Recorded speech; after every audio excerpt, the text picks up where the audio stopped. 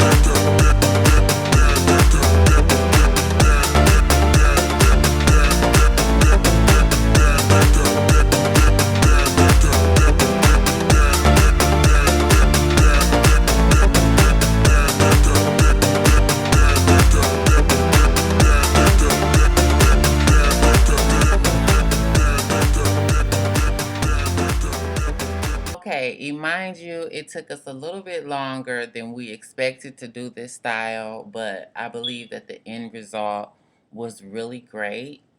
Um, I may have wanted to dip the ends in hot water a little bit more, but in the end results, my parts were really clean, and that's what I was going for. That way, when my client goes to put their hair up or to the side or etc., you can still see that detailed part artwork.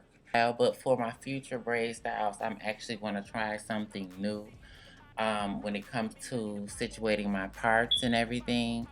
But if you do want to see that here and any other new braid styles that I might have coming up, please subscribe, like like the video if you like it, and hit the notification bell to get notification for the next videos coming up. Thank you so much. Have a great day. Peace out. 'Cause I'm my own worst enemy. Only if I let it be. I can control anything if I can just think carefully. I control my destiny.